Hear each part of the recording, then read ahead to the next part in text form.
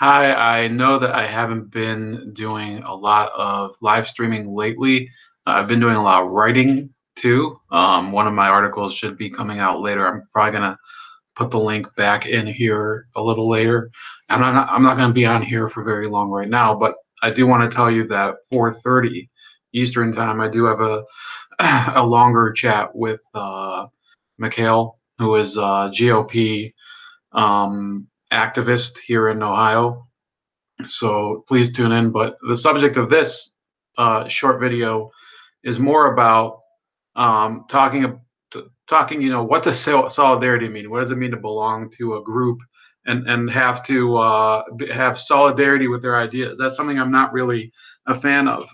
And the reason I'm not a fan of it is because why would you, if you think that you have original ideas and can think for yourself, force yourself to stand side by side with a bunch of people that you may not have the most respect for? And this happens all the time in the Republican Party, which I'm not a part of, and we'll talk a little about that with Mikhail. We're also in the Democratic Party. You probably may have come from, like I did, a home where people traditionally voted Democrat, and you're like, what the hell? There's nothing in here for me. It's ridiculous. And in both the Palestinian and Israeli communities, there are solidarity groups. There's the BDS organization among the Palestinians and their supporters, and then there's APAC and Stand With Us and a bunch of other organizations that are similar to that on the Israeli side. And I don't have any problem with people taking part in those organizations, but then sometimes you get some of their activists hosting an event, and they'll host somebody that you think is just a complete moron for whatever reason, or you just might have a simple difference of opinion. For example, the Israeli supporting groups, they often have these evangelical Christians, and a lot of these evangelical Christians, their support is entirely tied to their religion and their belief in the rapture, and that there must be a immigration of all the Jews to the land of Israel in order for there to be the second it wouldn't be the second coming of Christ, but the final redemption and Armageddon and everything. So good for them. They can do whatever they want. I'm not going to pretend to be friends with people who are just, they just have completely different ideas from me. So I don't really participate in events with those people either. And I do respect some of those evangelicals. It's just like, the commonality is so small there between what I believe in and what they believe in, that I just don't I don't feel like a good fit with them. Nothing against them. A lot of them are actually, I get along with them personally on other matters, but it goes a little further for me. My problem with people like Mayim Bialik and other feminists who they get a lot of credit for coming out with videos that are like, for example, her video "Girls versus Women" uh, is one of the dumbest videos you'll ever see. I posted it in the description. How about you waste 4 minutes of your life after this video by watching hers? Basically saying that it's disrespectful to call a grown woman a girl, because you don't do that to men by calling them boys. Well, that's not true.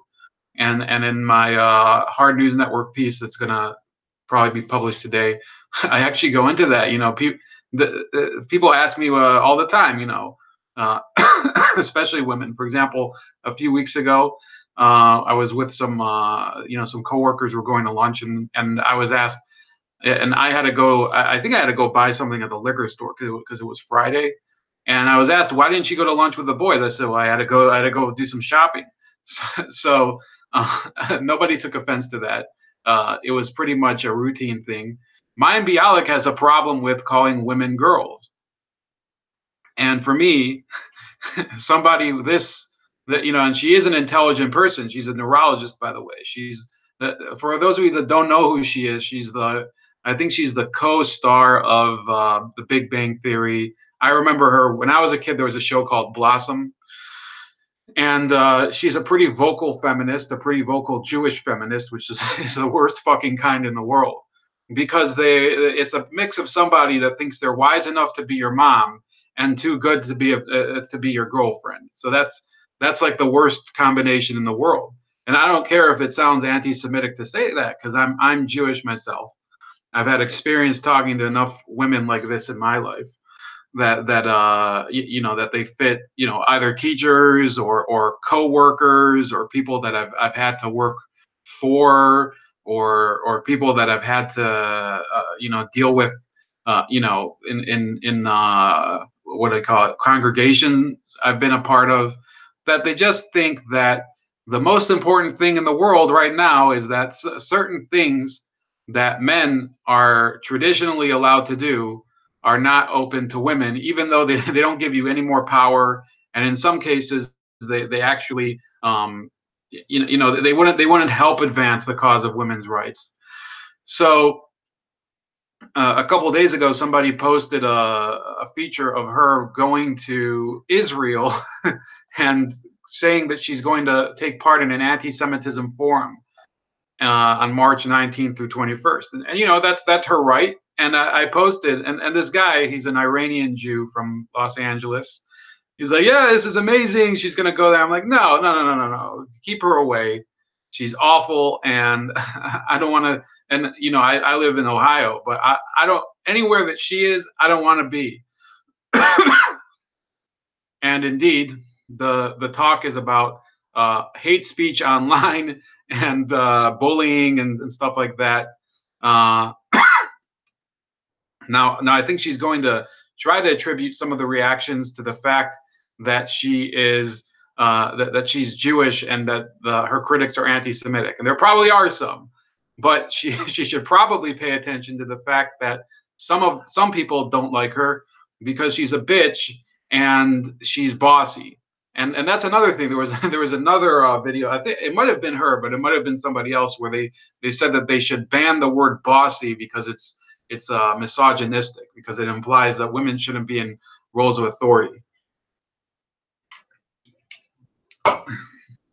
Mayim Bialik is about as big of I mean, I don't know if she's a fraud, but she's about a bit as big of a grandstander as there is in in Hollywood, without getting into people who are actually implicated in crimes, very ironically, or like Ben Affleck, who didn't report Harvey Weinstein. She did come out with an interesting an interesting statement during the Weinstein the Weinstein what do you call it? I don't know what you call the Weinstein scandal in the fall, when she said that one of the reasons that she'd never been harassed was that she always dressed modestly and behaved modestly. And she has a great point there. And it kind of mirrors, ironically, who Mike Pence, who's probably the least, the least common. I mean, what else do you have in common between Bialik and Mike Pence? Probably their support of Israel. Now, again, I'm a freedom of speech advocate. Either one can express their support for whatever thing they want to support, regardless of what it is. By the way, if she was a pro-Palestine Jew, like Sarah Silverman is now, apparently, I guess fine. Good for whatever. But the idea is that why do you have to always subsume your own ideas in order to just be part of the pack with somebody else? That's what the reactions were when I said, no, I don't think that we need somebody like Mayim Bialik speaking out on behalf of any cause, because she's, I think in terms of that, she's kind of a moron. She's a neurologist, but in terms of other topics, she's an idiot, especially feminism. And I got all these people saying, shut up, as long as she supports Israel, whatever, she must be good. I'm like, fuck you. Feminism is idiocy. Okay? If you are a woman today, you already have the capacity, every legal right, and probably every social social freedom right now to pursue almost any career that you want. Okay, maybe it's not likely you'll become a plumber, but correct me if I'm wrong, the women growing up in the US especially are not knocking down doors in order to become plumbers. And it's very it's very ironic because Al Jazeera, I posted this article in the description as well. They're claiming that one of the reasons that Israel is uh, snubbing the Swedish foreign minister Margot Wallström is because they're sexist and they can't respect her, and that they're singling out Sweden because and that they actually they complain that that Israel lashed out at Sweden for making the same statement that Russia did. Probably, I think they make the implication that it's because of Wallström, who's a mad feminist.